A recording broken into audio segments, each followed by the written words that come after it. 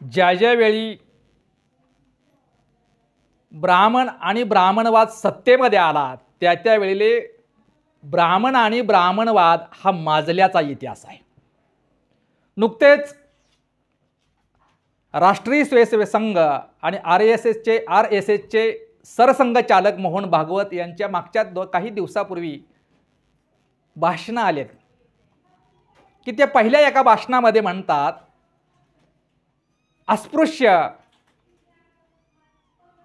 अस्पृश्याचा भेद हा मग कशासाठी याच्यावर त्यांनी भाष्य केलेलं आश्चर्य वाटतं। कारण मला म्हणावं वाटतं की मोहन भागवत साहेब ही जाती व्यवस्था, ही वर्ण व्यवस्था, जाती व्यवस्था आणि माणसामध्ये तर अस्पृश्याचा भेद तुमच्याच जातवाहीने केले ना।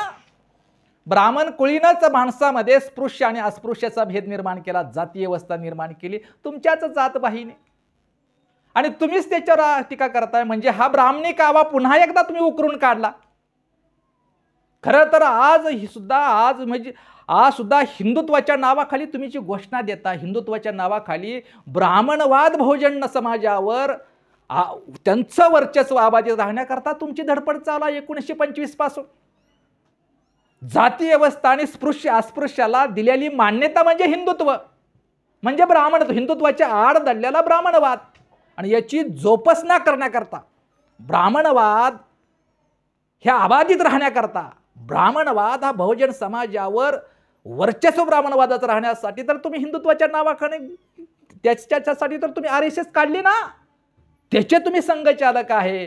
हा ब्राह्मणी कपटनीतीचा, ब्राह्मणी षडयंत्राचा डाव आहे। आता आम्ही शान झालोय, आता आम्हाला येड्यात काढण्याचा ब्राह्मणी कावा आता आमच्या समोर चालणार नाही। आणि तशाच एक प्रकारचा तुम्ही एक डाव खेळला आणखी। नुकतंच 2 दिवसापूर्वी काल का परवाच त्यांनी म्हणलं की छत्रपती शिवाजी महाराजांची पहिली जयंती रायगडावर लोकमान्य टिळकांनी शोधून काढली आणि लोकमान्य टिळकांनी शिवजयंती साजरी केली असे म्हणलं। किती खोटारडा होता, खोटारडे ब्राह्मणाचा इतिहास आणि आरएसएसचा खोटारडेपणा हा आरएसएसचा इतिहास आहे, ब्राह्मणवादांचा इतिहास आहे, आमच्यावर चुकीचा इतिहास लागला।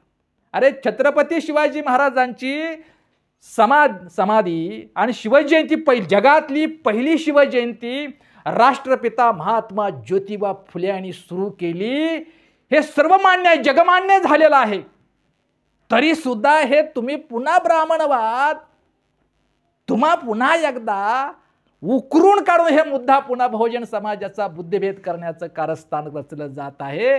आणि खरं सांगायचं म्हणजे महात्मा ज्योतिबा फुले यांनी 19 फेब्रुवारी 1869 पहिली शिवजयंती साजरी केली, रायगडावरील समाधी शोधून काढली, त्या समाधीवर फुले वाहून दर्शन घेत असताना गावातलीच मोहन भागवत साहेब चुमत्यात जात कुळे असणाऱ्या ब्राह्मण भटाने ते फुलं शिवाजी महाराजांच्या समाधीवरती फुलं जोड्यासनं लाथाडली।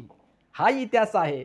आणि 19 फेब्रुवारी 1869 महात्मा ज्योतिबा फुले यांनी पहिली शिवजयंती साजरी केली। ती पुणे येथे स्वारगेट चौकाच्या पुढं ती जयंती साजरी केली आणि त्याचा पुरावा स्वारगेट पोलीस स्टेशनमध्ये त्याचं रेकॉर्ड परवानगी घेतल्याची, त्या शिवजयंतीच्या मिरवणुकी, त्या शिवजयंतीची पोलीस परवाना काढल्याचं रेकॉर्ड आज ही स्वारगेट पोलीस स्टेशनच्या रेकॉर्डमध्ये आज झालेला आहे। आणि शिवजयंतीचे महात्मा फुले यांनी सुरू केल्यानंतर त्याच्यामध्ये घोषणा असायची, मागच्या व्हिडिओमध्ये बोललोय की कोणती घोषणा, आला छत्रपतींचा मेळा भटानो पळा पळा।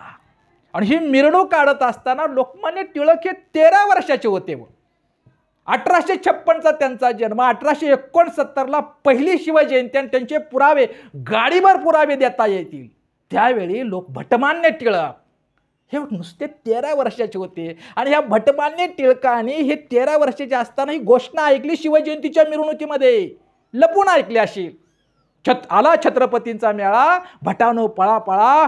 13 वर्षाच्या लोकमान्य टिळकाला ते कळलं असावं आता आपलं काय खरं नाही, आता ब्राह्मणी व्यवस्थेचं काय खरं नाही। म्हणून 23 वर्षानंतर म्हणजे 1892ला 23 वर्षानंतर भटमान्य टिळकांनी शिवजयंती मोहन भागवत नाही सुरू केली, तर महात्मा फुल्यांचा 10 दिवसाचा शिव उत्सव बंद करण्याकरता महात्मा फुले यांनी सुरू केलेली शिवजयंती बंद करण्याकरता, बंद पडण्याकरता भटमान्य टिळकांनी 1892 का 94ला गणपती उत्सव सुरू केला. हा इतिहास खरा आहे हो. आणि तरी ते म्हणतात. आणि मग खरं तर 1892च्या अगोदर सुद्धा भाऊ रंगारी यांनी गणपती उत्सव सुरू केला. तो उत्सवाचा ताबा टिळकांनीच घेतला आणि स्वतःच्या नावावर ते उत्सव सुरू केला. तिथंही वाद आहे. म्हणजे आतापर्यंत असं आहे की कष्ट केले बहुजनाने आणि माल खाल्ला बामणाने. कष्ट केला बहुजनाने आणि माल खाल्ला बामणाने, अशातली पद्धत आहे. आणि म्हणून गणेशोत्सव आमच्यावरती चुकीचा इतिहास सांगितला जातो. शिवजयंती टिळकांनी, भटमान्य टिळकांनी सुरू केली नाही, तर शिवजयंती बंद करण्याकरता गणपती रंगारीचा रंगारीनं, भाऊ रंगारीनं सुरू केलेला गणपती उत्सव ताब्यात घेऊन 10 दिवसाचा गणपती उत्सव सुरू केला. ठीक आहे, असं समजा की 10 दिवसाचा शिवजयंती उत्सव आणि गणपती उत्सव जर लोक भटमान्य टिळकांनी साजरा केला, सुरू केला असेल, तर मग गणपती उत्सव 10 दिवसाचा होतो, तसा शिवजयंती उत्सव 10 दिवसाचा का करत नाही. आणि म्हणून या ठिकाणी आमच्यावरती आता चुकीचा इतिहास लादू नका. रोज तुम्ही छत्रपती शिवाजी महाराजांच्या इतिहासाची, जसं पुतळ्यापासून मराठा समाजाशी नव्हे तर बहुजन समाजाची रोज तुमची छेडखानी चालू आहे. आमचा स्वाभिमान, आमचा मान आहे, या देशाचं कर्तृत्व, आमच्या देशाचा मान आहे, महाराष्ट्राचा मान असल्या छत्रपती शिवाजी महाराजांच्या इतिहासाने कर्तृत्वाची रोज ही भटबामणं छेडछाड करत आहे. चुकीचा इतिहास सांगितला. गोब्राह्मण प्रतिपालक छत्रपती शिवाजी महाराजांचे गुरु रामदास स्वामी ह्या इतिहासाची चिरपाट झाली आणि सत्य बाहेर आलं. आणि आता हे पुन्हा एकदा तुम्ही हे उकरून काढता की शिवाजी महाराजांची जयंती भटमान्य टिळकाने केला. हा चुकीचा आणि खोटा इतिहास जर आमच्या बहुजन समाजामध्ये लादला, मागच्या वेळी मादला, तर आता बहुजन समाज शहाणा झाल्या शांत बसणार नाही. मागच्या वेळी सुद्धा तुम्ही असंच बरळला. मोहन भागवत तुम्ही असा बरगळला की जगविख्यात साहित्यरत्न लोकशाहीर अण्णाभाऊ साहित्यरत्न यांच्याबद्दल बोलताना म्हणणं आहे की अण्णाभाऊसाठी आयुष्यभर धर्म सोडला नाही, धर्मांतर केले नाही, पण भागवत साहेब अण्णाभाऊंनी धर्मव्यवस्था नाकारली ना, तुमची ब्राह्मणी धर्मव्यवस्था नाकारली ना. भांडवलशाहीनं तसेच पिळले, अखंड पिळले. धनवंतांनी अखंड पिळले, धर्मांतांनी तसेच छळले.